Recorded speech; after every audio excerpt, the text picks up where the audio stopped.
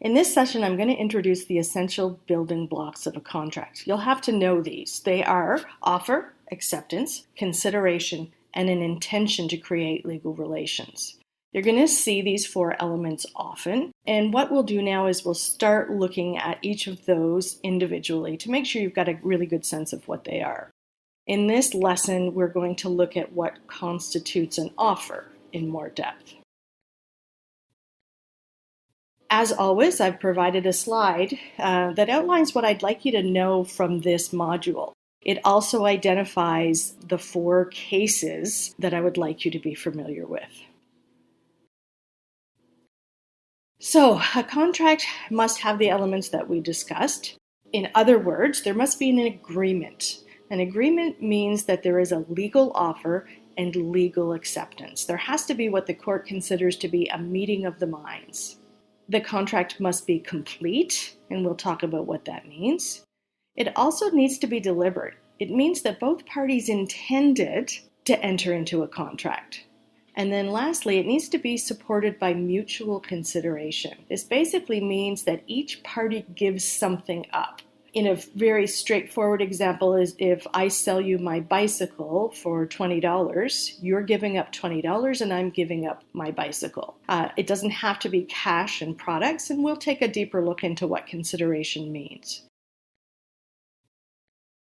So here they are again, the legal ingredients of a contract: offer, acceptance, consideration, and intention. We're now going to take a deeper look into what an offer is.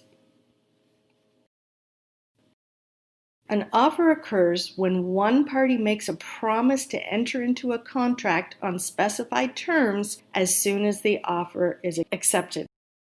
It's the starting point for all contracts, and only a complete offer can form the basis of a contract. So, if I stated, I will sell you my bicycle, this isn't an offer because it doesn't contain the necessary information for you to accept the offer. You would never accept this offer because you've no idea how much the bicycle will cost.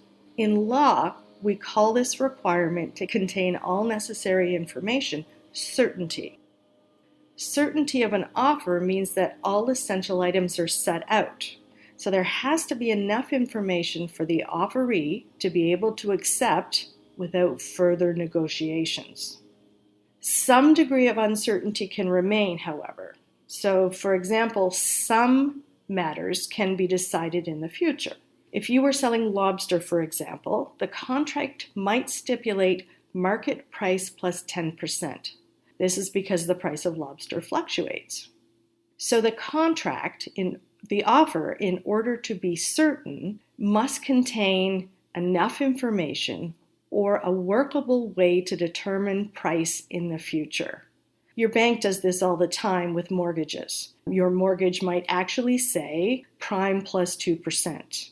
So there are different ways of doing this: market price plus a certain percentage or some sort of formula. So a little bit of uncertainty can remain, but the way you're going to work out the price in the future must be contained in the offer in order for it to be considered certain.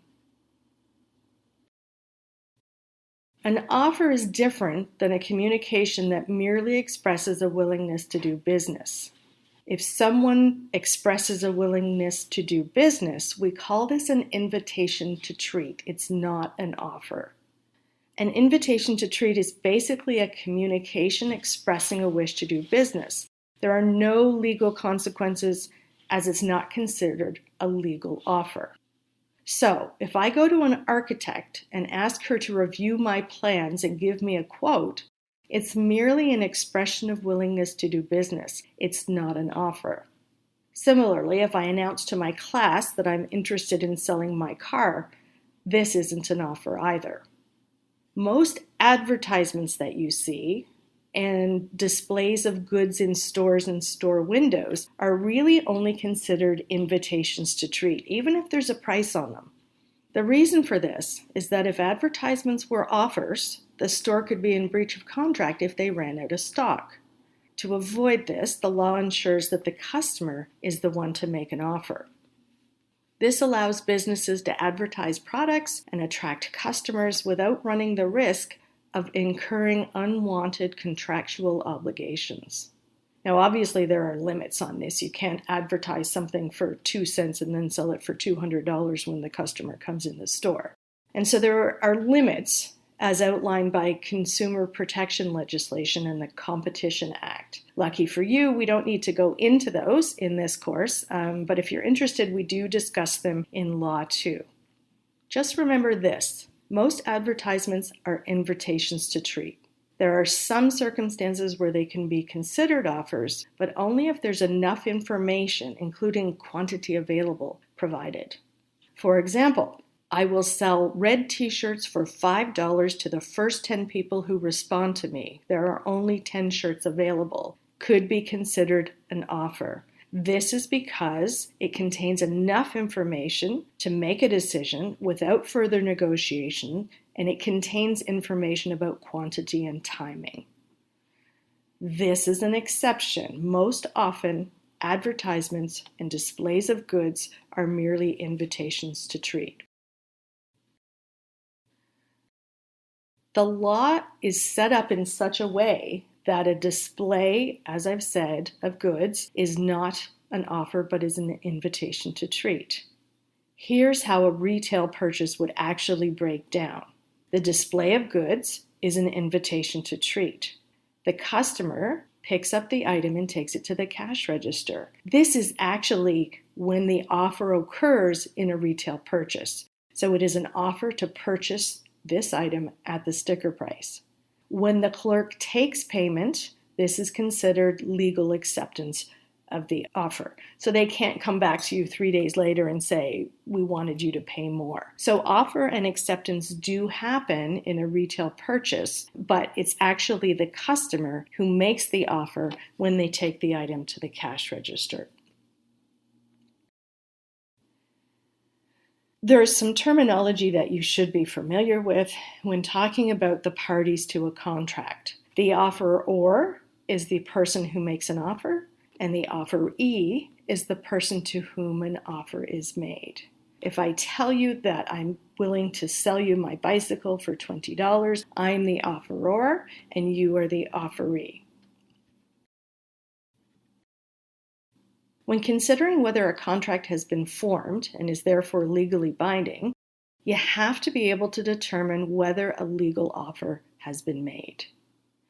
The rule is this: if the purported offer is sufficiently comprehensive that it can be accepted without further elaboration or clarification, then it is considered an offer in law. This is really important for determining one's rights and obligations in a contractual situation. It also helps you to understand when a mere discussion becomes a legal offer which imposes legal obligations. If you make a legal offer and the other party accepts and other conditions are met that we'll discuss in the next few lessons, then you are legally obligated to honor the contract. So that's all for now. In the next lesson, we will look at legal acceptance. As always, if you have questions or concerns, simply drop me a note and I am happy to reply. Bye for now.